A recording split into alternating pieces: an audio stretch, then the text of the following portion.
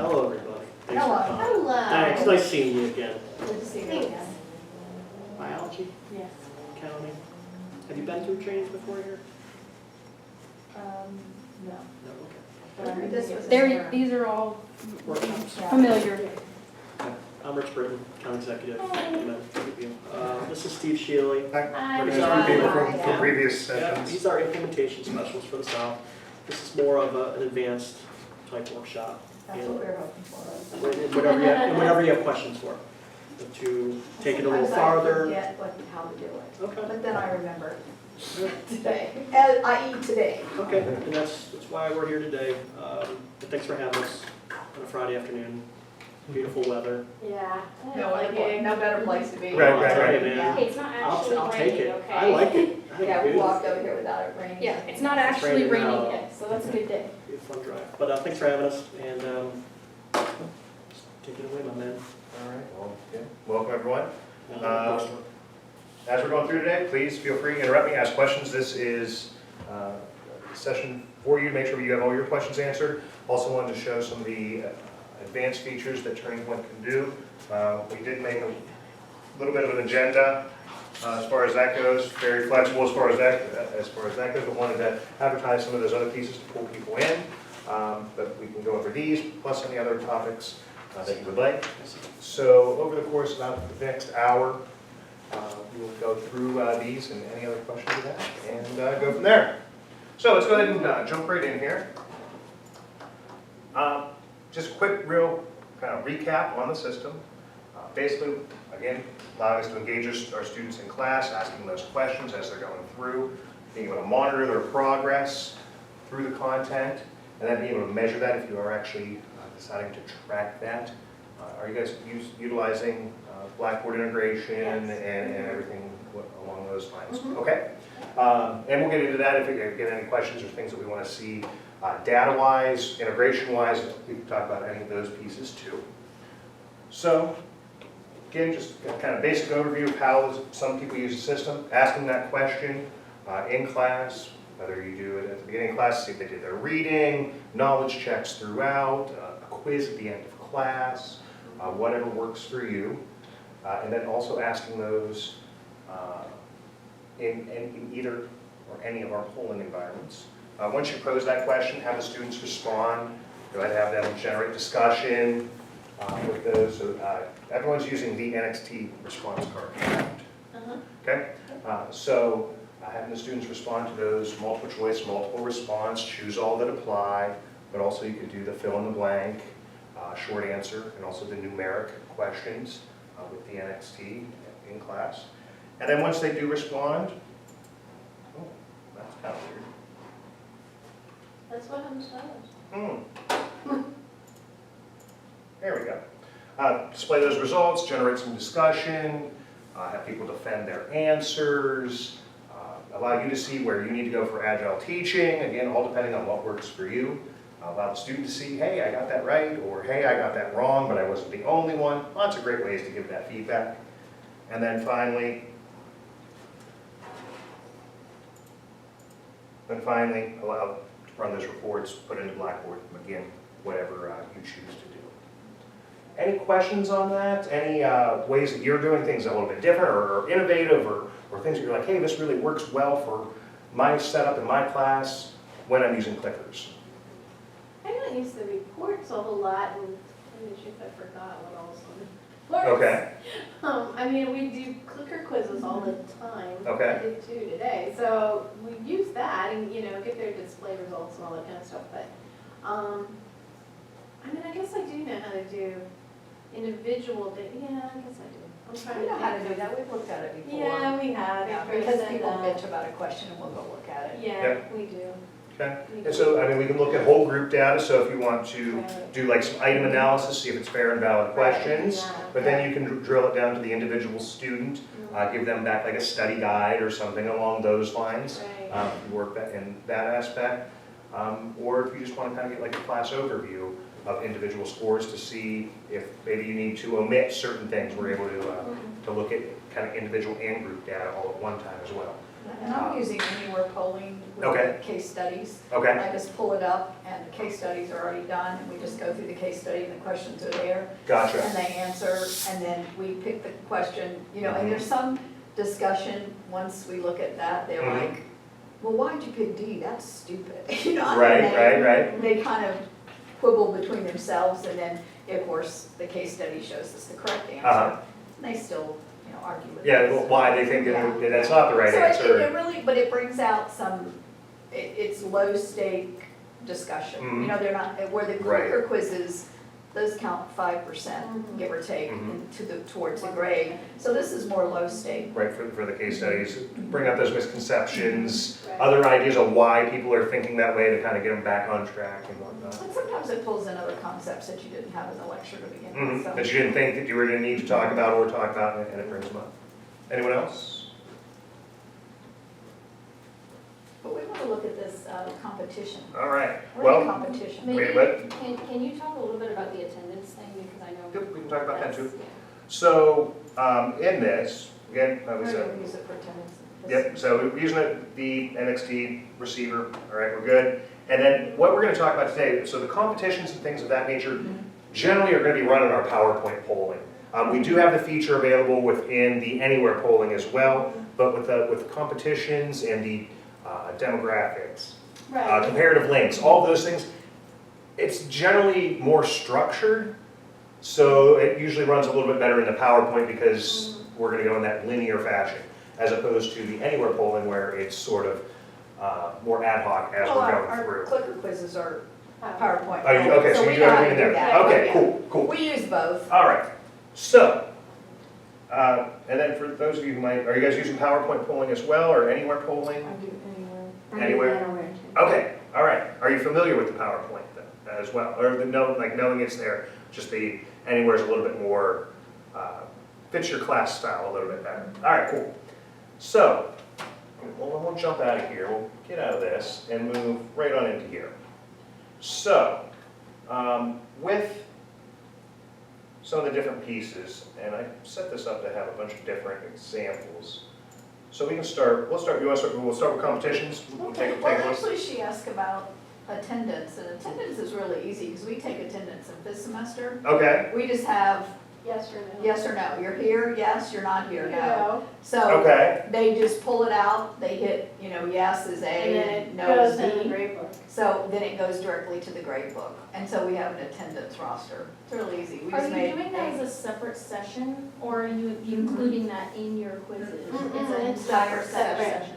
And that way we can, when we put it in the grade book, because they get like a 1 point for it, we have to change it from, because right now Turning Technologies comes up as an assessment.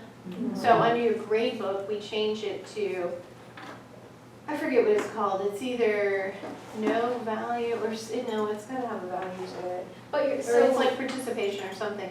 So, but you have to change it under Blackboard, under your grade book, otherwise it's counted as a test score. correct. So we So have to we change don't it from categorize assessment. technically anything, but Blackboard by default puts Yeah, us in as puts it in assessment. But then you can go ahead, recategorize it, weight it, any of that So we pieces change once it you. to attendance so that we have it, we can always count them up as attendance. And then they get like 5 points for attendance or something like the that. only reason I ask is so then theoretically, if you give a quiz, you're gonna have 2 separate sessions for that one day. One is Yes, a we quiz do. session and one is an And we attendance. do that. And we Yeah, click we both do. to integrate them, Okay. so, Because yeah. Steve and I were talking about this before everybody got here, where I don't think we actually have anyone using the built-in attendance Mm, on here. So if he can talk about that for a minute, Yes, that may be of trying interest to you. Yeah, to pull out my example for this, and I don't know why some of my stuff is not sorry, we go through this all the time. showing up. I just redid, Blackboard's down. I just Is it redid working now? all It's of mine. I was teasing, it was a mess this morning. Yeah, it wasn't this up morning for our- wasn't great. Yeah. Wasn't up for our quiz this morning at 8 o'clock, so. Oh yeah, no, it wasn't having it this morning. Okay. All right, so there we go. So within the course,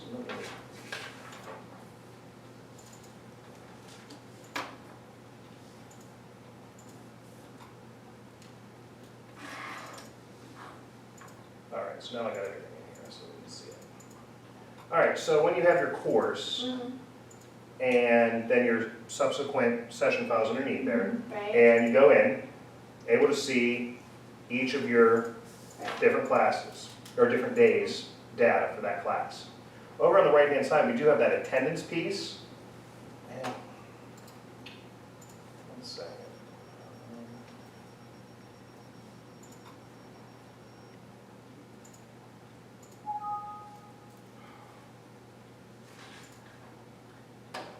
Sorry, like some of the stuff's getting cut off the resolutions a little.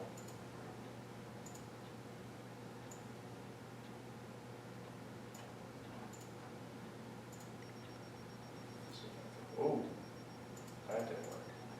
Mhm.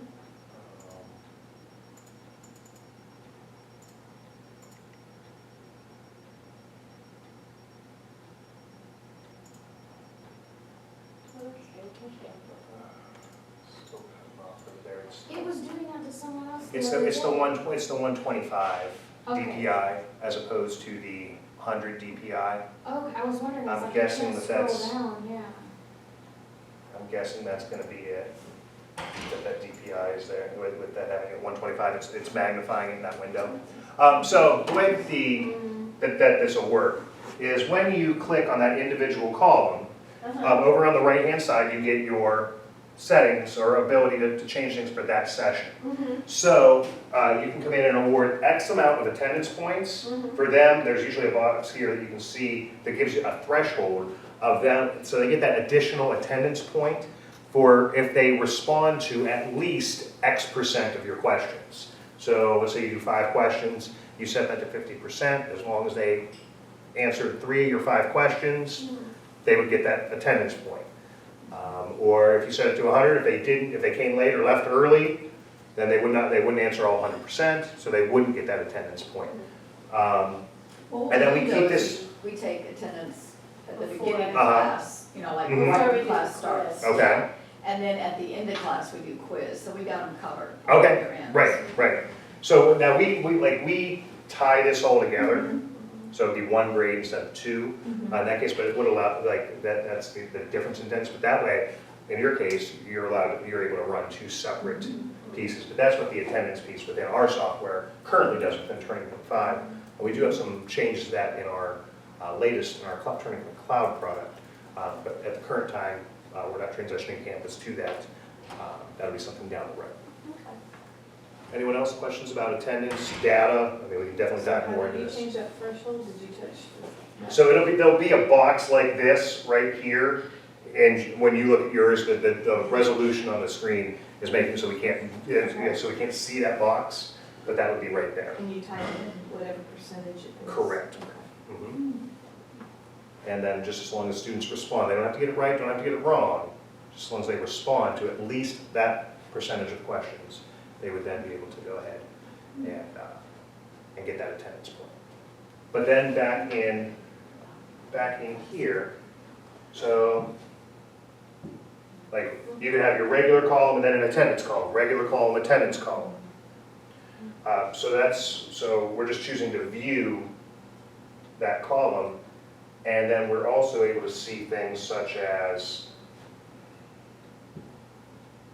like total points, and these are like the total attendance points. That's a column you can actually export to Blackboard.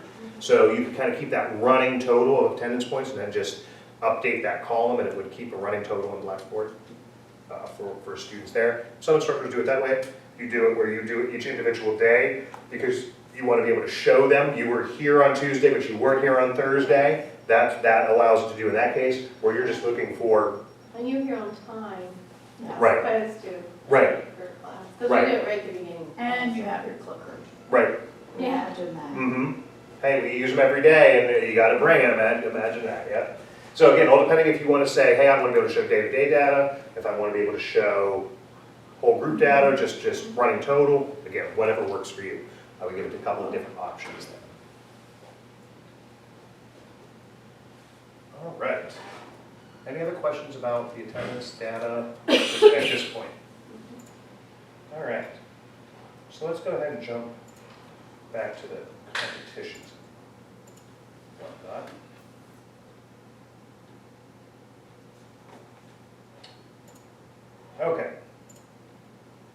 So competitions, real easy to add in to the existing presentations that you have. So using those questions that you already create or want to use within class, we can actually run 2 different types of competitions. We can run team competitions and or individual competitions. They can be ran simultaneously, and you can pick out individual pieces at individual times if you would like. Oh, okay. Yep. So in a team competition, we can assign or have students select a team to be a part of. Once they are a part of that team, all of their responses are tied to that team. However, that points are collected from the individual people's scores and then averaged out. So when one person, something drastically changes on one person's, it's just averaged in, as you would expect in a team score. So we can show things such as a team leaderboard, show which team is in the lead, a racing leaderboard, which is very similar, except we have like balloons that come up the screen and go however far they're winning.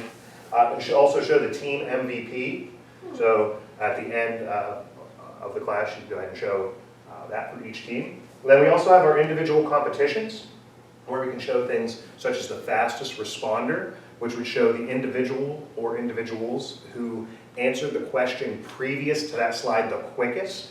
But it's not just the quickest response, it's the quickest correct response. And then you could also show participant leaderboard that would show which students are in the lead. And then with the individual competition that also ties into the team competition is the option for our wager slide, where students can wager a part of their personal points on the following question. And in turn, that's where the big change can come with the team score, is because an individual score can drastically change there. I have a question for someone who couldn't be here about this. Is there an ability, she said if she wanted to do competitions, team competitions, and have, you know, row 1 is team 1, row 2 is team 2, row 3 is team 3, etc. And then after doing a couple questions like that, could she flip it and say, okay, now it's all girls on one team and all guys on another team? Can you switch up the teams within that, or do you have to start a new? If you wanted to completely make it separate, you would need to stop, reset, clear that out, and run a second presentation if you wanted to go from that aspect. You could look at it and actually have them answer 2 team assignment slides. One, are you male or female? And then the second one, what row are you in? So they're technically going to be part of 2 teams, and you would always see those 2.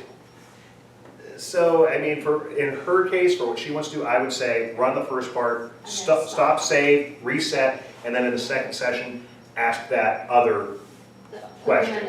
People in different teams Right. for seconds. Okay. Right. So, let's go ahead and do, if you want to pick up your response card, we are actually on channel, I don't know if I changed my receiver channel. We're on channel 18. So if you wouldn't mind changing your channel on your receiver or your response card to 18. Again, pressing that channel button. Pressing that channel button on the left-hand side, seeing the TV screen, 1, 8, and then enter. Any questions on that, student? Anything you hear from students on that, or anything odd that you've ran into students in responding that you had questions about, or anything like that? Sometimes students always find some odd way of doing things. I always like to hear what new thing instructors have ran into, so I can share with other groups. What channel are you? Channel 18. Or just, no. Oh, no, that's what they hear. Yeah. Gotcha. All right, so let's go ahead and we'll get started here. So please select a team. I just put in generic team 1 through 5. These could be anything that you wanted. So it could be pick your year, pick your favorite ice cream flavor, pick your favorite TV show. It could be anything that you wanted because you're custom making these team slides. So go ahead and pick one. And when you're picking teams do not need to be even. So it's not like gym class. We don't have to go 1, 2, 3, 4, 5. We can just go ahead and have them pick. If you want them to do, hey, row 1, go ahead and select 1. Row 2, go ahead and do that. But if you do something a little more random, we find that, hey, if you just randomly pick your favorite ice cream flavor, you don't know if you're on the same team, or are you gonna be sharing answers with each other, things of that nature. So again, all depending on what you're going for. All right, so we have our, and did everyone go ahead and select an answer there, and was able to get that check mark? Mhm. All right, check one more. It's me. I don't get a check mark. Get back. I think I got to check mine out. Okay, all right, six people, six responses, ideal situation. All right. Okay, so their team 3 has one more person than the rest, that's all right. Okay. Again, nice thing about the anonymity of this is nobody knows which team or who's answering in what way. So how many states are there in the USA? 48, 50, 51? All right, all our answers coming in. I don't know if I have countdown timers on these or not. I don't remember. Let's find out. I do not. All right, so there we go. 50 states, that is our correct answer. So when you ask the question, Our check marks sometimes don't go, I use blinky boxes. Okay. The check marks Don't go still all the way do up. not go all the way up. okay, They'll be Depends on the oddball. size of the question. okay, so, If they're low. Blinking boxes always work though. and it should. The way that we do these is we position that where the bullet is. So if you change your font size or something after you've made the bullet, we don't necessarily know where it is because we just go where PowerPoint tells us that bullet is. But you can move that if you notice that that you've got an answer that's this long and it's going right in the center and you want it higher up, you can just grab that arrow and move it and it will then stay there. And then just say Okay. save. Yes, when you save your changes to your presentation, Okay. because this is just an object in PowerPoint, but when you insert that, we just put it wherever that bullet place is in this text box. We don't know where you actually want it, we put it right next to the bullet. So So- we'll just plug in our Turning Technology thumb drive, Mhm. and then we'll just go through each question, and if we go to the You question just have and to do it's it not on coming right. PowerPoint, So- Well, you can actually do it in your PowerPoint, so you don't have to do it in class before the Right, quiz. You No, can no, do that's it, what I mean yeah, in you my can do it back in an office, yeah. office and get that all ready. But yes, all you need to do is just when you're in the creation mode of PowerPoint, just move that wherever you need it and it will remember that as long as you save the changes. All right. So when you have a question, you can then choose after any question to have what we call fastest responder.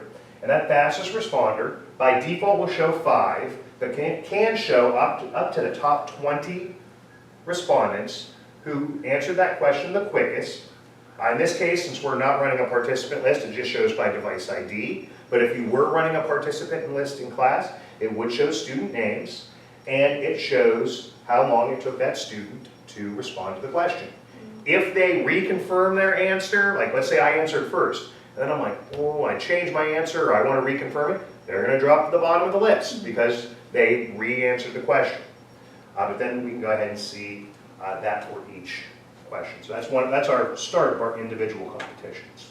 And it's just adding that slide into the presentation as you're going through. All right, how many matches are in a standard pack? 20, 24, or 32? Like a little book of matches you might find at the bar or something like that. Random, yep, I find random, just Yeah. kind of run-of-the-mill questions. Run the bill questions. All right, there we go. All right, so people said 24. The actual correct answer is 20.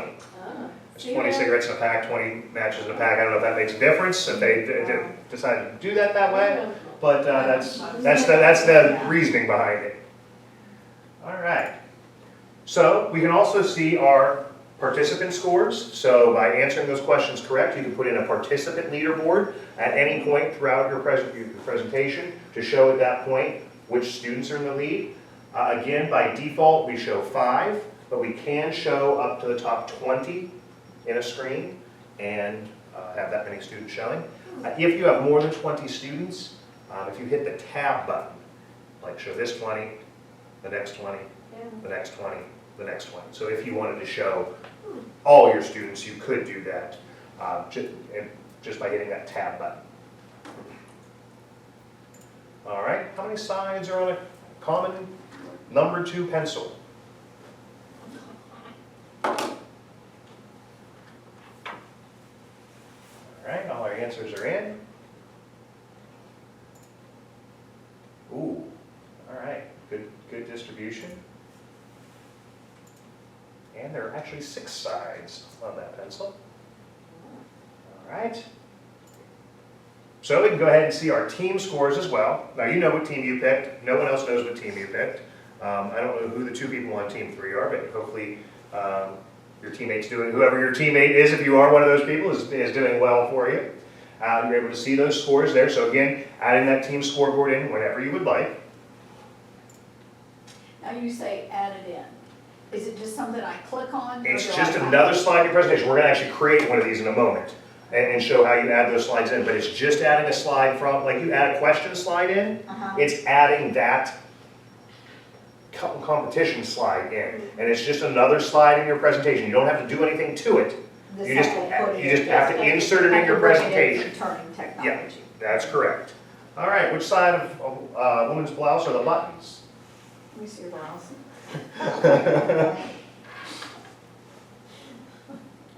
All right, answers I are guess in. how neither is an option. That might not be the best option. Yeah, all right. Well, maybe you don't have buttons, or maybe they don't have buttons. I guess you could put a type of shirt that doesn't have buttons. I guess blouses do have buttons, but maybe, No buttons. yeah, no buttons. They don't come with buttons.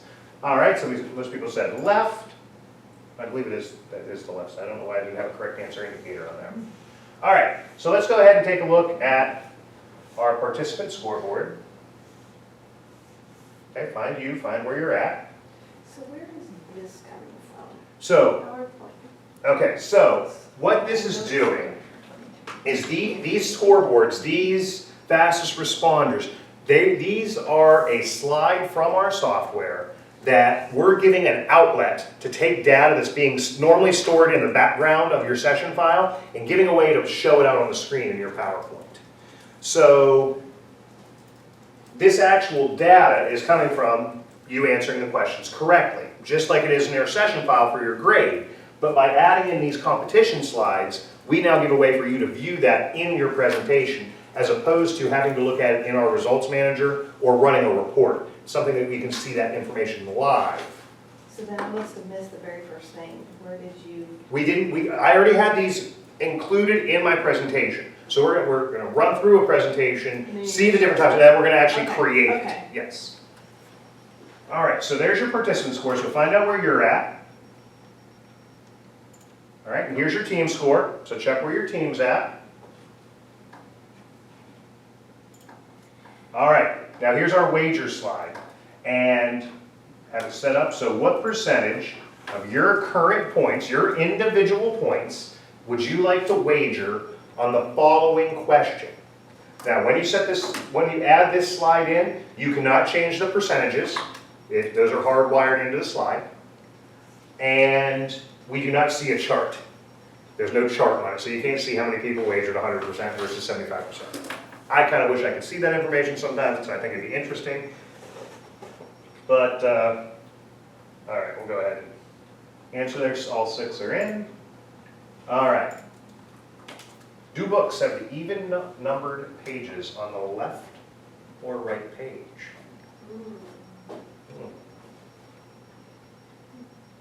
That's good. I do these questions. I made these up, and I still have to think about them sometimes. I don't use them all the time. I'm like, all right. All our answers are in. Okay, most people said they're on the left side, and that is the correct answer. All right, so now after, maybe you want to show a participant score, show the change in score for your students. So I would say that this person here had 4 points, they wagered 100%, they got it right, and moved on. We can talk more about scoring, because we do some specific things when it comes to scoring when we're going through. But then there's your team scores. If you do not see your team, that means your team has less than 1 point. It has 0 or actually has less than 1 point in that case. You can choose to show negative points, like if you do negative scoring in your competition, which you can do, you could choose to show that. And then there's our team MVP. So congratulations to those 3 people for being the MVP on your team. All right. So, any questions about kind of running through how you as a student would use that in a competition, or what you're going to see on those slides? All right, so let's go ahead and create our own. So when we are creating a competition, we have our presentation made already over here on the side. So I have just some sample questions in here. Okay, so these are any questions that I would create content-wise. These are just regular turning point questions with correct answers set. So when I would like to create a competition, I just come to the turning point ribbon, and we have the compete button. And this is where I will find all the competition slides to add in to the presentation to supplement those regular turning point questions to make this a competition. So after any question, if I would like to do such as a fastest responder, I can add that fastest responder slide right after a question, and that would tell me, hey, everyone who answered this question, here's how long it took them to respond. I could continue to go through my presentation. Maybe after this question, I would like to add in a participant leaderboard, show where my students are at that given time. I just add the slide in. So when I'm coming down from my PowerPoint, that slide comes up. If you're looking to do a team competition, generally at the beginning of your presentation, you would choose to insert a team assignment slide. And you can then customize that slide to be whatever you would like. So,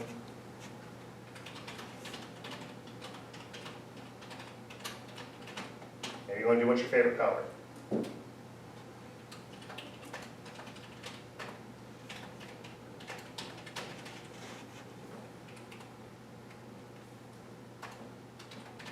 Okay, have up to anywhere between 2 and 10 teams. Okay, so you can actually have a split there, and up to 10, because again, that's how many keys there are on the response card to answer. And just click outside that box, just like any other question you would create. The difference with this team assignment slide is it is actually a demographic slide. So we're having our students identify to that question. So in this case, I have it set up by default as teams, but you could change that to be colors or year in school or anything of that nature. And we also have the option of saving that information back to the participant list, so students wouldn't have to answer that question every week. If you wanted to keep running data on, are you a major or non-major? What's your gender? What's your year in school? You could ask that one time, and then once we take this back into our demographics piece, you'd be able to break everything down by those different teams or demographics. But once you've went ahead and had students answer a team assignment slide, then anywhere in your presentation, after any questions, you could then add in a team leaderboard that would show you which team's in the lead. Or at any point, add in a wager slide, where that kind of mixes the two of a student individually wagering their points on the following question, but in turn changes the team points. So all of a matter of where you add these in to your presentation, and I have them in, like we did it in a linear boom, we're doing a whole competition right now, but these could be spread over a presentation that you're going to give for an hour, and just have them randomly throughout your content, wherever you would like. Questions on the types of slides or where you place those, So how you add those in. before you got to the team slide, they were participating as individuals. They're always participating as individuals. But once you assign them to a team, or they respond to a team assignment, then you're able to take that group data and show it. But everyone is always competing as an individual, no matter what. But there were not teams in the beginning, so I could not show group data. Correct. Okay. Correct. Until I came to the team slide and they picked a team. Right. Now, if you at the beginning, I could have put in a fastest Right, responder, right. because that was an individual competition and Right. an individual slide. Yeah, I understand that Yeah, part, I yep. just thought. Yep, that's exactly right. So until you do that team assignment slide, or have it saved back in your participant list, you're not able to put, you can put them there, you can put those slides, but nothing would generate on those slides. So a Yes. student on a team doesn't benefit from another student on that team getting points? Not in their individual score, Okay. but as far as the competition goes, and what you see up there, and, oh, team 3 won, yes. They, like, I could have a score of 7, and this person could have a score of 20, and the average is gonna benefit me. But as far as when you look in the grade book, or look at my individual results, I still have 7 points. Yeah, so it doesn't change that, and we don't have a way, we set this up intentionally so we don't mess up individual points depending on what people are doing, where you've got 20, I've got 7, we average that out where everybody gets that team score. No, we don't push that to each student. It's just on those team leaderboards that you will see that average. Okay. Couple things to think about when setting these up. On any of the leaderboards over on the right-hand side, you can choose to show, by default it'll show 5 people, but let's say I want to show the top 10. I just make that change on the slide to go ahead and show that. On any of the team leaderboards, you can include teams with less than 1 point. So it'll show teams that have 0 points or partial points, depending upon a wager. And then a couple of things to think about when using a wager slide. Generally, right before a wager slide, you're going to want to go ahead and put in a participant leaderboard and a team leaderboard. So they're like, oh, here's where I'm at, here's where my team's at. I now have the information to wager, to make an informed decision, have them wager, have them respond to the next question, and then also, again, show the participant and show the team so they can see the change as far as that goes. Okay. Any questions on competitions, how we add those in, other things that you might like to do with that? Does the kind of always individual, but sometimes like like how they kind of work together for a team and individual competition, just depending on what you're looking at, makes sense? Any clarification on any of those pieces? Other ways you're thinking of using it? So in terms of when you get the data in the end, Mm-hmm. are there separate categories, so is there going to be a column for each time or is there just a team total score column, or is there one associated with each So question, basically, you know? your data really is not going to change as far as that goes, because when you look at my individual piece, what you're going to see is my answers to your individual questions, just like you all always were. In our cloud software, we have a team report where you can see those team scores and whatnot. You can see it in Cloud 2 or in Turning Point 5 as well. Because I was thinking, you know, for our labs, like if Mhm. I gave, had a competition between each lab to Uh-huh. report points for those who, you know, as extra credit points or something. Right. So our data in a competition, you're still going to see that data, but you're not going to see all those team pieces in there, like those team scoreboards and whatnot. Like I could see, like here, this was a team assignment slide. I see the response to it because that was an actual question, but you're not going to see any of the team pieces. In our cloud software, we do have an individualized team report that does show that basically that same data at the top says team 1 had 17. So I just have to put that at the end and record that. If you wanted to keep track of that for class to class or lab section to lab section, that would be something that you would have to look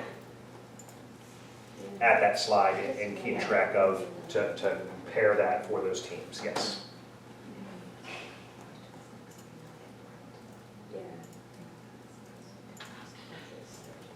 Okay, other questions on competitions, other ways you're thinking of using them?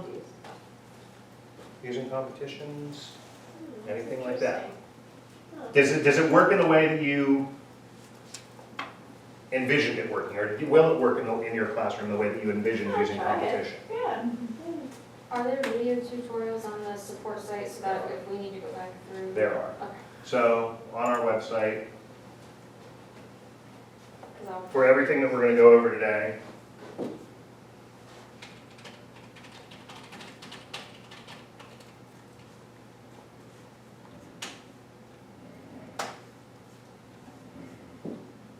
if you go to support,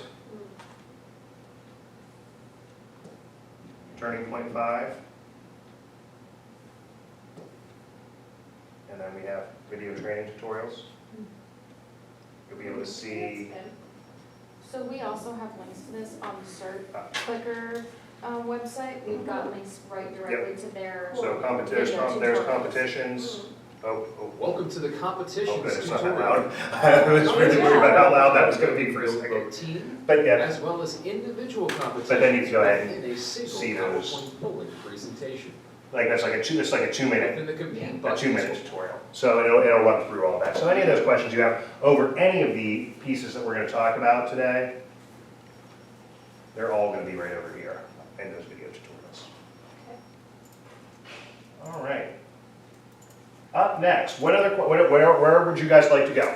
As far as seeing, what are some of the things that you think you could see yourself using, or questions you have? Session management is data, session files, Blackboard, anything of that nature. Preferences can be ways that you want to customize your presentation or customize how things look and act. What other things would you like to see? What is show bar? The show bar is actually going to be the bar that's up at the top of the screen when you're on a slide. So a couple of different things that it can tell us. So always looking for that polling open button for your students. We have the regular view is the expanded view, but if you want to shrink that down when you're in PowerPoint polling, you can click the little button here at the end, and it'll shrink it down to Oh, the other place, or the other size. And then two things that we're really looking for there, again, that polling open, and then the number of responses. But there are a number of other things that can be done from that show bar. So from the little hashtag percentage, maybe you always show that 7 people answered this way, but you want to click it, it'll show you that that's 23% of your class. Or you look at it in percentage, you're like, that doesn't help me for what I want to know. I want to know that 18 people in my class answered this. So you can click that and it just toggles your chart labels there. Repoll the question, a little green arrow. If you've asked a question and perhaps they didn't understand completely and you want to discuss it and you'd like to re-ask that question, you can hit that repoll. It will keep both sets of data in your session file, so you'll be able to see how they, like a pre and post test, how they answered it the first time, then we had a discussion, how they answered the second time. That can also be used if maybe you get a little click happy sometimes and accidentally close polling before everyone gets an option to answer. You can re-poll the question and have everyone respond to that again. And then we could choose to omit the first time where it was partial data from the session file if you would like.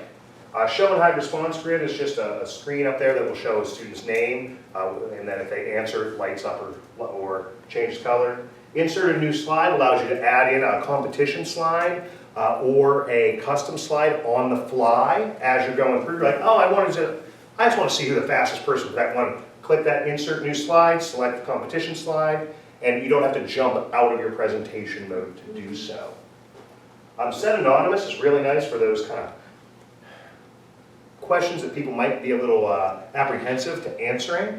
So you can make any question anonymous where for that individual question, a box will show up on the screen that says anonymous, and it does not track individually back to that student, but it will allow for them to, or for you to see group data, and you'll still see group question data. But in the actual individual report, it just says anonymous. Data slice and view original chart just allows you to break down how a student answered this question compared to how they answered a previous. So let's say you asked how many states are in the United States? I ask the next one that says, how many matches are in the pack? Well, I want to see how many people, I want to see how the people who answered that there were 48 states, how did they answer this question? The people who answered 50 states, how did they answer this question? That's what a data slice will allow you to do. So basically you can see if they understood this concept, do they understand this one? And you can see that live on the fly as you're going through. Participant monitor is just a way for you to go ahead and take a look at results, kind of like the background of your session file as you're going through. Show hide connection info is how I got that little channel 18 box up on the screen to show the channel number. And display messaging window is if your students send a message from their card to you as an instructor, you're able to go ahead and click that and view that message up on the screen. A lot of info. On our training documents, I believe that's on our back page of the pieces that each of those will do. But there are a lot of extra little pieces and parts that, as you're going through your presentation, can be done from that show bar.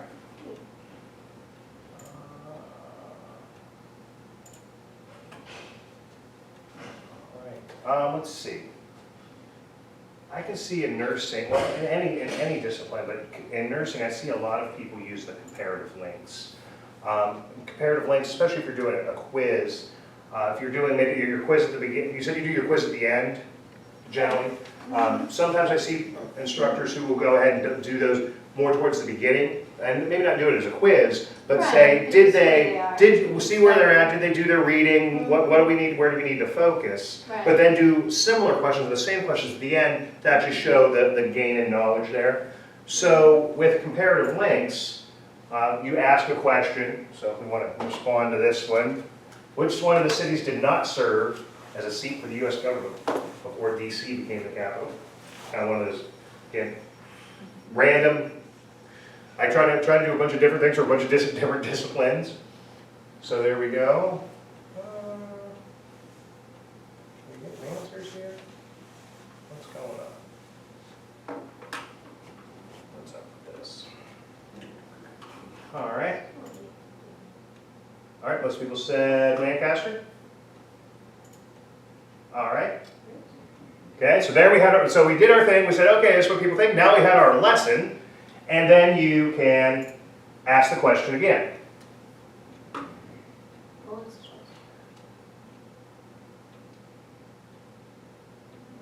Okay, and so now we can go ahead and respond, and we can see how we answered that time. And what a comparative link will allow us to do is see a side-by-side comparison of how we answered the first time versus the second time. And very easy to add in to your presentations. All you do is within your presentation, have that question in there, have that in there a second time,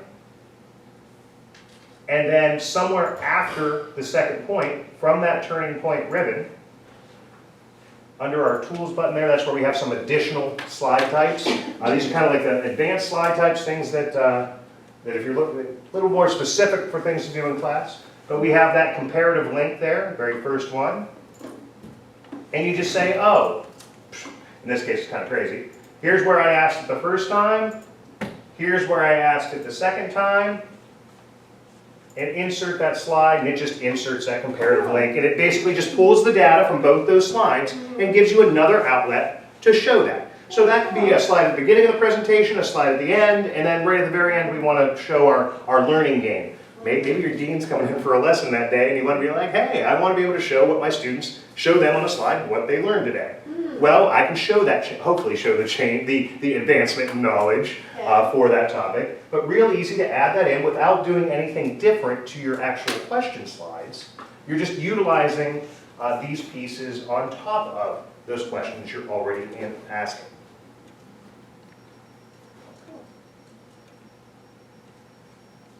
Okay. So that's comparative links.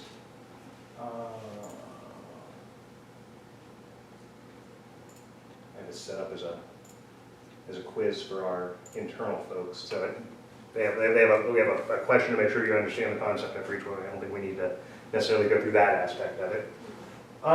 What other questions do you have as far as things that you've ran into or other things? I mean, it doesn't have to do anything with I mean, you said picture slides, I mean, what's that? So again, biology is a great place for this. Chemistry, any of the scientists, anytime that you scientists, when you want them to be able to identify something. So picture slides, so instead of just having a text answer, allows you to have a picture or a image as a answer. So you could say, this is a reptile, and then have them go ahead and respond.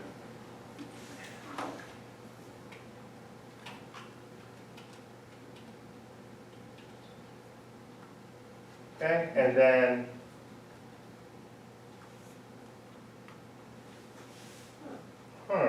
Yeah, it's Says saying, question, Not an option? not an option, Hmm. please retry. right. Yeah. That's something with my slide setup. So I don't have those as answers. Oh, so I don't have it set up as one answer. Yeah. Okay, but basically you can have things, you can have pictures, you can have videos. So these don't have videos backed up on them. But then you could go ahead and do those as well. So the way that you create those, you would just have a normal PowerPoint slide. So let's say,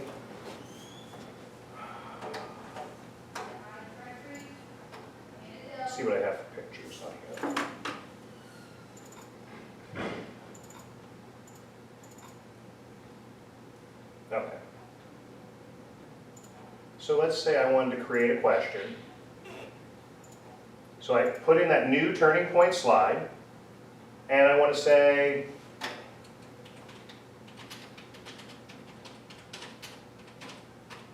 which is a linear graph. And I put in graph 1, graph 2, graph 3, graph 4. So I can go ahead and have those word answer choices in there, and I need to have those word answer choices in there so I have something to look at in my report. But within Turning Point, we just insert any question, or excuse me, any pictures that we find. So,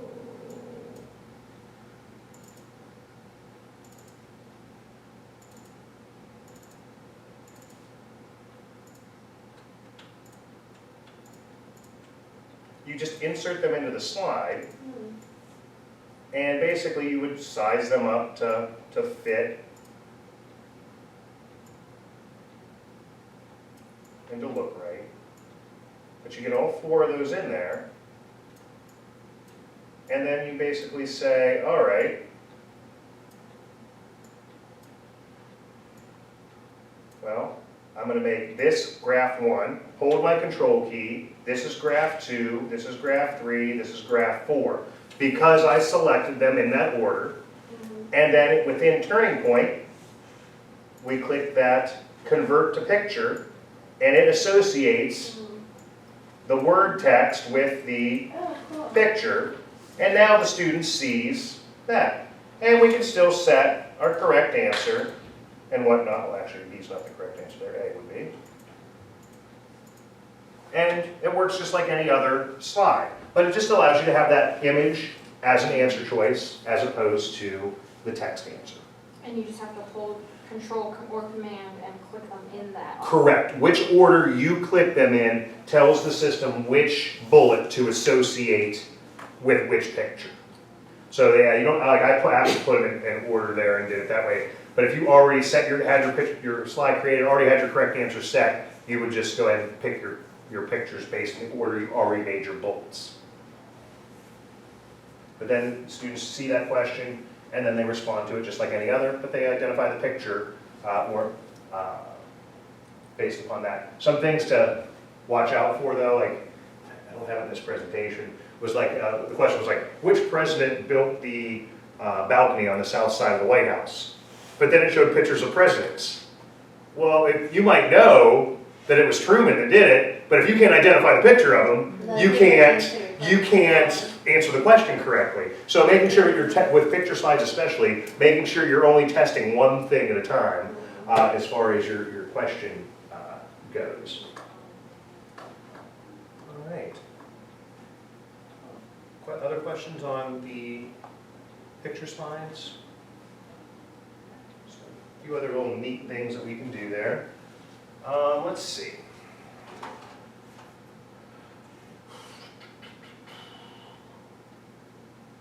Trying to think what else you guys would use that would be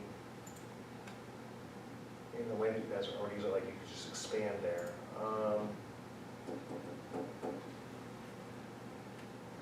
Outside of PowerPoint, what about in Anywhere polling? Are there other things, how are you using that? Other ways that you thought about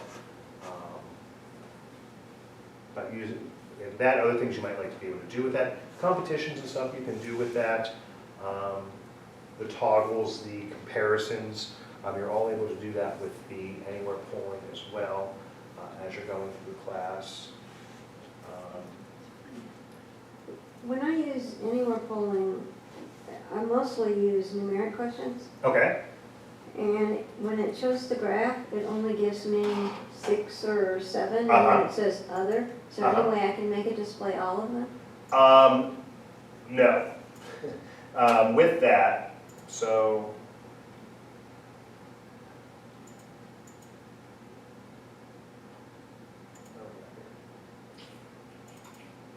With that.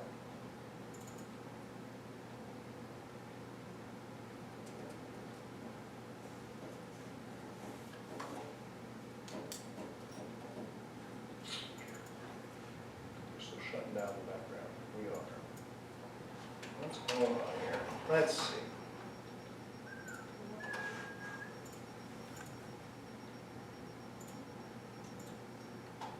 There we go.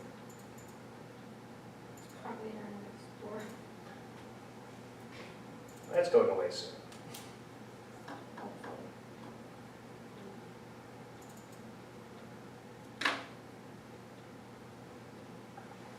Yeah, but I'd rather deal with the devil I know than the devil I don't. This is sort of true. Let's see.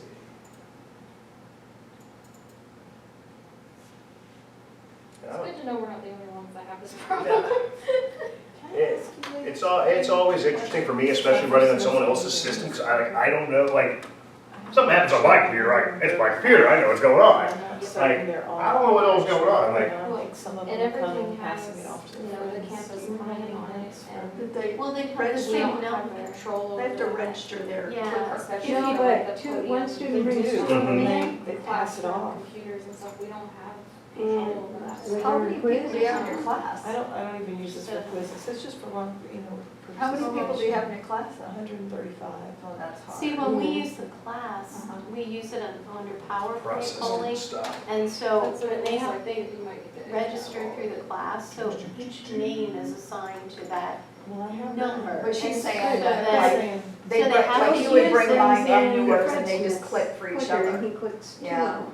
Because Fred didn't show up yeah, today. they got it under the table. I would make them click, what we do when That's we why we test, they do the clear their attendance desk to, and they only have their clicker yeah. and we can pretty And much that's see why it. the attendance Yeah. would work, I think too, because they have to click in that But they're they're there, but. friend, But they're answering that's for their true. Somebody friends. bring That's always a nice little thing, if there is unsaved That data there. never pops up for us. Yeah. That's fun. So, I only have yeah, 40, that's so true, I because count you were, mine. Wow, no, it's on And I there. make them do attendance at the Is very that part of the beginning. autosave? Okay. And so I Well, count. that's- That's not Yeah. autosave, no, that's actually the opposite of Yeah. autosave. Yeah, we. Autosave, what do you make we of dumps it? it. But we know Right. who they are. this is our Because, backup. you know, we've Okay, I have that checked for everyone who So comes we in. I'm kinda like, know you what's have backup on? going on. Yeah, But yeah, that's. so that's the backup where if the computer crashes, the Actually, software it's crashes, the text, power goes and I out, have versions it goes of to this, AMD. it goes Yeah. And to then I have students this backup Would folder by slide it. default under one desk to the other for person. 7 days. I'm Or like, you're the if I real gave them the MVP, same that's version. Yeah, for 7 days by default, but you can't up that to This is 90 days. That's, I have Okay, 90 days cool. backup and honestly, because I've had people come in and they're The like, oh, my only stuff is thing though gone. is that, Yeah, I think this can be used with cell phones too.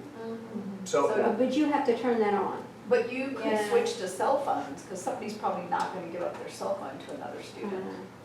I don't think in Coggan, we don't I have can leave enough that animal alone if you want me to leave that So- animal alone. If Everybody you're just going to stay use the cell connected. phones, if anyone is interested in using the cell phones, we can help you get that integrated with your class. You can try it out if you want. It is a little bit of a different thing to handle, and if you're going to run the actual device and the app itself, I don't think you can switch to just cell phones, because you may get some pushback from that from your students. Right. If they've already purchased a clicker, you may get some pushback, Well, because tell you her do your still have problem and see if to they have have an a solution access to code. it. So our issue, so we use it for like on Friday seminars, students use it for attendance. Well, they come in, then they pass it off to their friend, And then they leave, then they leave. And it's in a huge lecture hall, and Yeah. the lights are out, so you don't, and you don't can't. know. And so I'm using it in my lecture and lights are on, but again, there's a lot of things that are happening in the lecture, and I don't know them all by name because it's 130 something people. So again, they're passing it off. What do you do to eliminate? Couple of things you could do that I've heard of other instructors do. Some work, some just make it inconvenient for students, so that in turn helps. Yeah, the ResponseWare, using ResponseWare, I'm not giving my phone to anybody. That's not happening. But some ways that with the clickers, people do that, like, hey, I want to do a spot check. I want to do, here's the code of the day. Just randomly put a word up there or a numeric number, and they got to type that in. If I got 3 of my buddies' clickers, you're going to be able to spot me in the room frantically trying to type in for 3 people. Is it foolproof? No. Or is it ways that you as an instructor can make it a hindrance for students? Yes. We have a lot of instructors who write in their syllabus say if you're caught cheating, it's a part of your academic honesty policy. It's going to be the It's a same. college, yeah. But again, how do you catch them? How do you prove it? Things of that nature. But it's just sometimes knowing that there's teeth there. And maybe can- putting a timer, like you time limit the amount of time they have to You could respond do that. with Yep. stuff. Yep, if you time limit on a numeric response question and say, okay, right now I want to do one, and give them 10 seconds to do that. If I've got 3 clickers, that might be a little more difficult for me to do. Granted, it's going to work really well the first time. The second time, they might be a little more ready for you. But those are some ways that you can kind of deter them from doing it. There's no way to 100% stop them from handing their device off. I mean, it really does boil down to classroom management. But if you're in a 160-person room, in a dark room, what are you going to do? Like, there's really nothing you as an instructor can do more so than watching them. But they kind of have the advantage And at that point. I do think that if you do the ResponseWare where you've got the app, people are a lot less likely to just hand their phone over to their friend and walk away. I don't know any student personally that would ever hand their phone over and walk away. What you could do is always you could toggle back and forth. Today, we're gonna use your cell phone. Well, then you're requiring them to have 2 purchased. Yeah, but if they've already purchased it. Well, Because she's saying. and that's sort of where we get in. Once we go to our cloud software, Mhm. we do everything as a bundle. So when the student purchases it, they get their turning account and their device as a bundle. And with that bundle comes ResponseWare. So I, as a student, have both options. Depending on what you as an instructor want to do, I can then respond accordingly. Maybe you want to allow ResponseWare, maybe you don't. Well, I can use my phone in your class, but in your class I still have the physical clicker. So it gives options for instructors and students. Because we Yeah. have fewer students, but you could toggle back and forth, once that happens, or you Right. could, So, and as far as that goes, I mean, you can have a blended environment where some use ResponseWare, some use the clicker, that's okay. All depending on what works for you as an instructor, what works for your students. Yeah, if you want to allow them the option for either choice, if they purchase the clicker for $53 or whatever that is, that's their one-time cost and they don't have to worry about it ever again. Or if you have them buy the access code for the app, I think it's $20 a year. That's current, That's with what we currently being have on on Turning campus. Point 5, yes, that's what it would we be. have. We're not up to cloud yet. Correct. So for the time being, that would be their incurred cost. If we switch over to their cloud service at some point, then it would change, but for the time being, that's what your price points would be for that. And if you want any help kind of deciding, and we can go through some So things. people can use their phones And some people can use clickers at the same time. Correct. Not both accounts. I, as a student, I couldn't sit here with both Right. tied to my account and be like, well, I'm gonna use this and then I'm but gonna Beauty use could my use her phone. But phone, what are and the I could other- use my clicker. Yes, if you Yes. wanna use your phone and I'm gonna use my handheld clicker, Because I we have can some do who've that. already, they've broken it. Seriously? Yes, she came up to me like, I don't know what happened over the weekend, I had it in my backpack and there's. It's like a cracked or bra. something? Oh, Yeah, Lord. it felt like liquid. Hey, your students are just Oh, like I bet they ours. spilled Yeah. something on it. Unfortunately, I just went through that with one of my interns. Oh. That is not a warranty replaceable piece. I know. It's not due to workmanship. It's you took a pencil and stabbed it through the LCD screen or something. So yeah, those aren't. But just so you know as well, if there is something wrong with the device where it's not user error or damage, there is that 1-year warranty that they can take it back to the bookstore, and then the bookstore deals with us on returning it. But something like a cracked screen or something like that, unless it was like that coming out of the box, Well, the They can't screen's take not it. cracked, but the liquid behind it is Yeah, what, whenever something got pressed. yeah, it got hit pretty, and it has to get hit pretty hard for that to happen. Yeah, I was gonna say, I've dropped mine and I've never had Yeah, that. I've seen it, but you have to put some real prep, like I can probably sit here and push as hard as I wanted on this, and it's not going to necessarily break that LCD display behind. Yeah. I mean, you have to get hit pretty good.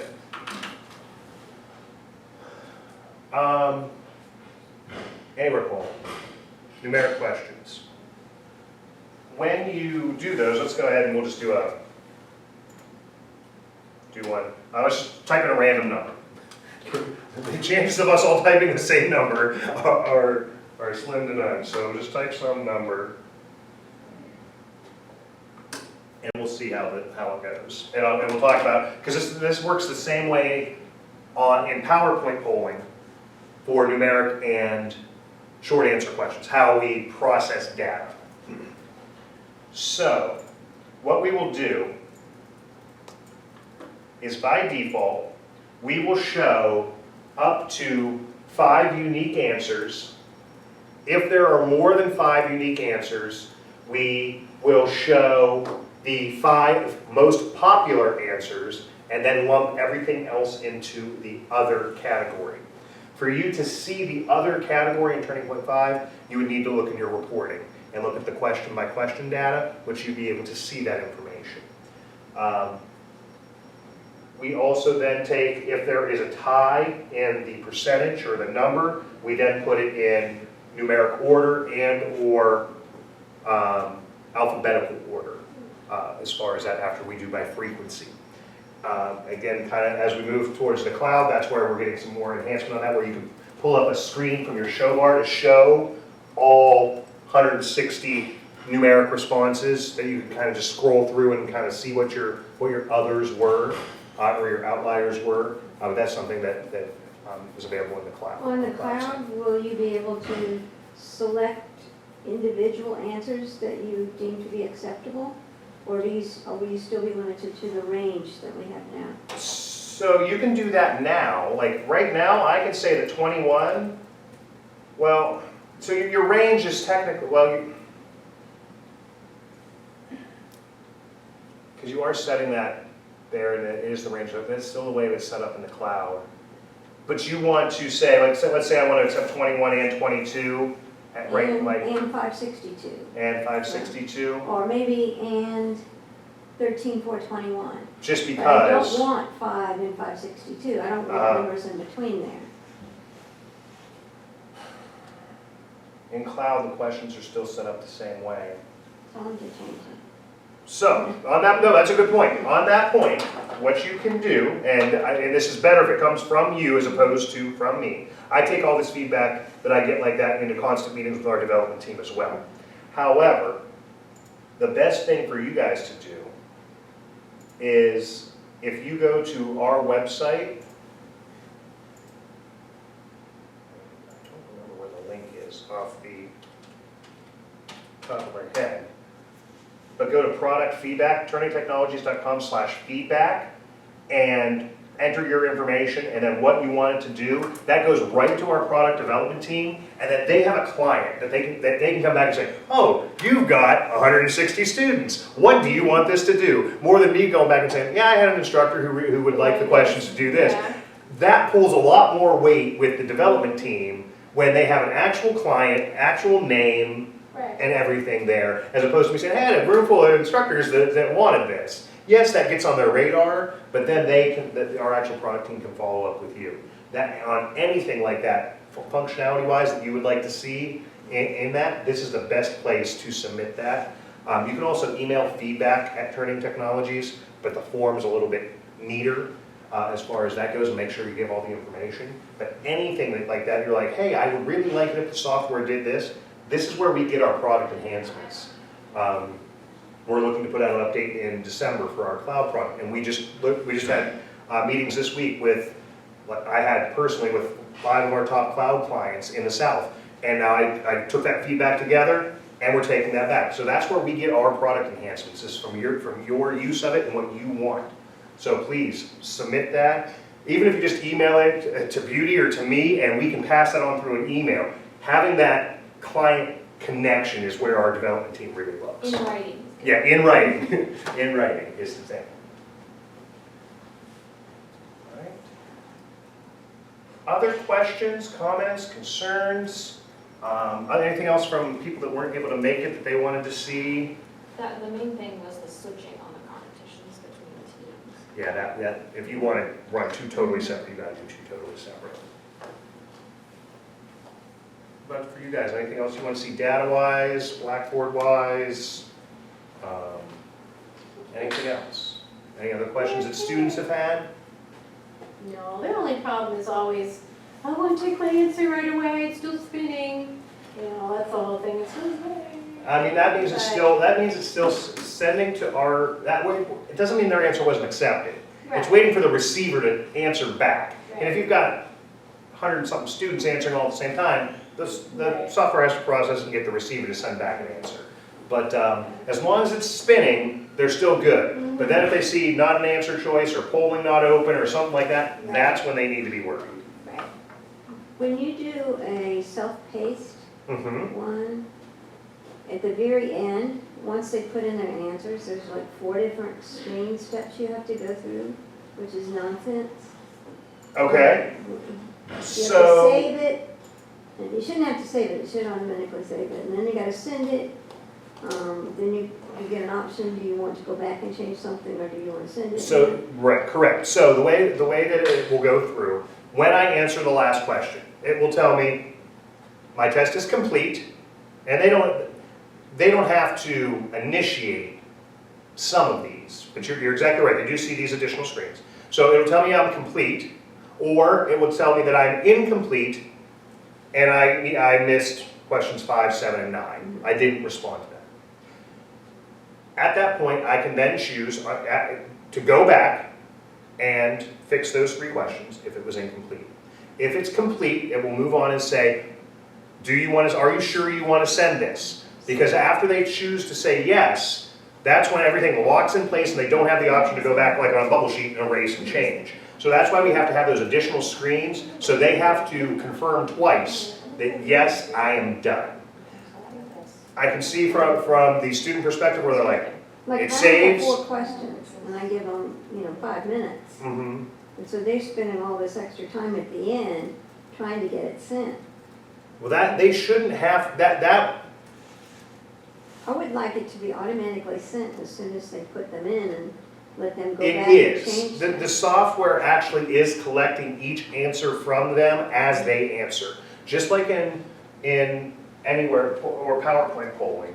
Let's do one of those real quick, because that will, Can you do on self-paced polling? yep, that's what we're gonna do right now. Yeah, good. So let me find a question list that I have.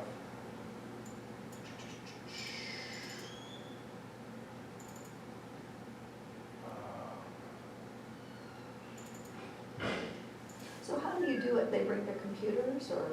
No, they use their I NXTs. just give them the questions on the screen, And they have 3 of them, or 4 questions, like on a Word document. And they have to go through and answer all 4 of them and then submit it. But they take a lot longer submitting it than they do even answering the questions. Okay, so this one had, wow, this one has 31 questions in it.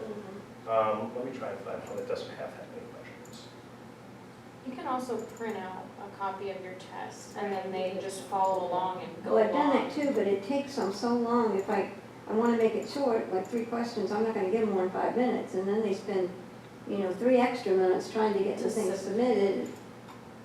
Okay, let's see. I actually have some examples for this. Let's see. Well, okay. So you would still give them, for self-paced testing, you still give them, oh, that's the answer key. You still give them a self-paced or a paper-based test. You can create these questions in a question list within our software. You can have our software print these out. You can version it within our software, scramble the questions and answers, all of that, all depending on what you want to do. Or you can just create an answer key within our software for an already made paper-based assessment that you have. So I'm going to create a answer key for this real quick.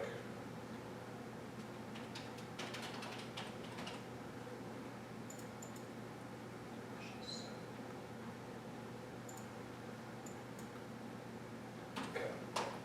All right. So, I mean, you can create an answer key for something where, like, this is a multiple choice, B, this is a multiple choice, the answer is A, this is true and false, so I just change it, and it's true. This is, number 4 is a multiple choice, D. 5 is a short answer.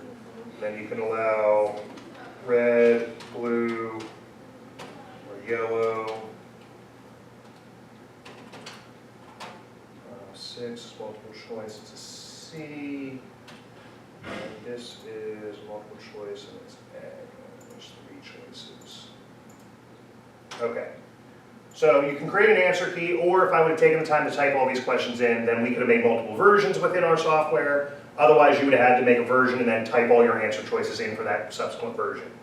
But when you actually run this in self-paced polling in class, you could select that question list. And as an instructor, you come in and you accept logins. And you can choose to set a time limit or whatnot, or you can just manually do everything. That's completely up to you. But then when your students log in, they are welcome to the test. And we have video tutorials and documentation on all this too. So when you go ahead and click the button on your card to wake it up, and it'll recognize, hey, that we're in a self-paced test. Right. It will welcome you to the test. It will do a battery check to make sure you have enough battery power to actually take a test. And then it will come to the test name. If you have a version of it, if you have multiple versions of the test, it would then at this point make them identify which version of the test they were taking. So you should see UNF sample 7 questions. And you're able to click OK. The little button, click the little soft key underneath the OK. And it should say, please wait. And then it's going to sit there and say, wait to start. This is not. Okay. Okay. Okay, so it's going to go ahead. Yep. So you're logged in. You're logging in. So and what? Okay. Let's see where we're at. Okay, so you're there. So we'll hit OK. It's going to please wait. Could have done today with the quiz. And then say wait to start. So everyone should be seeing wait to start. So students are logged into the test. They're not able to start taking it yet. So students are just rolling into class. Everyone's waiting to start. When you're ready as an instructor and you're like, okay, I want to start this test, you click start polling, and now all your cards should become active. Okay, so just say entering test, Okay. and now you'll see at the top. Go to. Okay, so you'll see at the top that there'll be a ring of questions. A clear bubble means you have not answered that. You can see that you're on question 1. When I answer A, you will see that the answer A shows up. and that the bubble darkens. That lets you know that you've answered that question. Then you just use left and right to scroll through your questions. So still using that paper-based assessment, instead of using that bubble sheet, you're now able to go ahead and scroll through your questions. The card automatically changes mode based upon the type of question it is, because we've already preset that up in our answer key.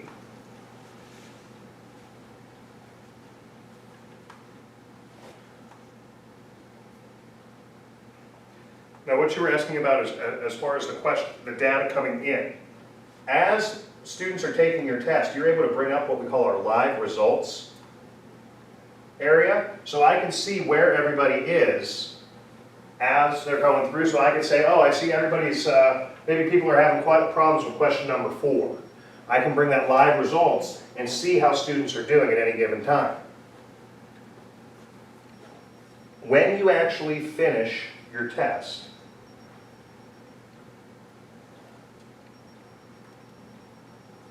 when you answer question number 7, it's going to tell you if your test is complete or incomplete. If it's incomplete, it's going to say you've got X amount of questions left and what those questions are, and give you the option automatically to go back. Mine's gone. It's a lie. Okay, so Completed it. you completed it. So when you do complete it, it'll say complete. It'll give you the option to say, do you want to go back and change anything? You say, okay to end the test. Yeah. Are you sure? So we're giving you 2 confirmations to make sure to say that you do not want to go back and change any of your answers. You're content with that. When you hit okay the second time, it says, okay, test saved. It will then send it and tell you that it was received and then say goodbye. What if a student wasn't quick enough and I cut the time off and shut it down and they had not been sure they wanted to send it? So what happens is we collect all the data question by question. Okay. So let's say that you're only 5 questions through out of 7 and you click stop. I still have your 5 questions Okay. data. Even if they didn't do a final send, I would have those 5 answers. Okay. Now they can't go in and answer 6 and 7 and get that data to you because Okay. you said pencils down. Okay. But you still have that data. At the end, with them taking time to send, I'd be interested to see what some of the students are having problems with if they keep going back. If they keep. Yeah, that's what I was gonna say, I went back to change some answers and now I don't know what got it. So when you answered the last question that you needed to answer, it should ask you to automatically send again. Like, because when I went back and I answered question 5, it said I was now complete, and it allowed me to answer. But did you have multiple questions you needed to I go went back? back and just changed them, just to Ah. change them, and it Okay. there's nowhere to actually submit it. So once you've done that, and I have a guide that I can send you. I think that's why I was having problems. Okay. Students would go back, okay, let me scroll through and check. Yeah, And then they get some screen where they didn't know how to get back. Right. And they couldn't get. yeah, Gotcha. so I just keep And they're going in like- a circle. Gotcha. Mine didn't send, mine didn't Gotcha. send. So I have a guy. We have a student guide for test mode for the NXT, and I'll send that to you. I can send that to everyone on the list as well. But the way that you will do that is you'll click to send your test. If you're went back and changed, if you click the wrench, you'll be able to go in there and find the send test option, Okay. and you'll scroll left to send test, hit enter, and then it'll confirm. Now it won't send now because I've already closed polling. It does ask a whole bunch of questions like that. If they don't send it and you shut it down, then they're stuck in this mode. Correct. And they can't get back to regular. They can. They have to delete that test out. So they would have to click that wrench and go to delete test, and then go back out. You're exactly right, because they are still in that test. When you hit the wrench, how do you get different things? Hitting the left and right arrows. Yeah, just move it. Mhm. Oh, no, it's moving, it wasn't moving it before. It's easy.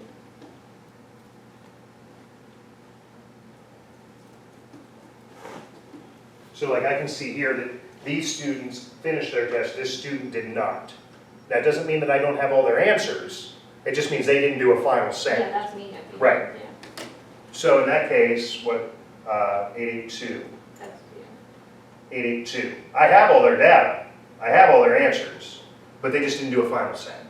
So we're still collecting that data question by question as the student's giving it to us, in case power goes out, something happens, anything like that. But you're right, you're exactly right, if they don't do a final send, they're still in that test on their card, they have to cancel out of that test in order to get back to home, in order to be able to use it in another instance.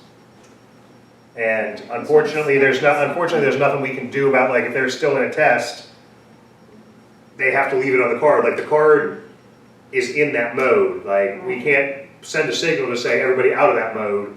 That's just something the student has to do.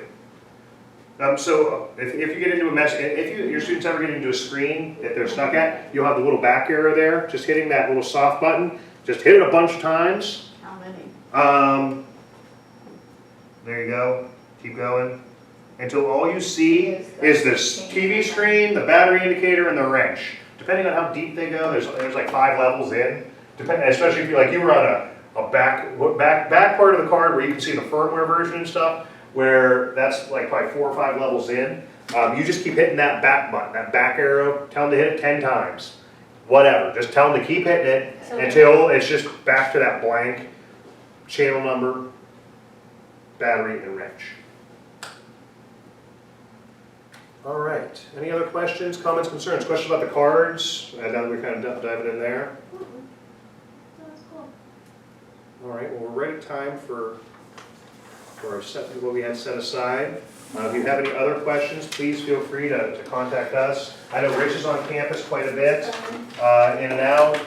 Beauty's here to answer questions. We're going to be discussing on getting another intern on campus, so that'll be someone in classes to help. I'll leave my card up here if you would like that, or if you already have one. You may already have that, We've but you can feel recorded free to this, contact us so as well. I'll post this on our CERT Facebook page or send an email out with a link to our YouTube channel, something like that. So if you have any other colleagues who couldn't make it or are interested in the information that we got here, or you just want to watch it again later and, you know, kind of refresh your memory of things, feel free to do that. Thank you so much for coming. Thank you. If you have any Yeah, questions, no just problem. let me know.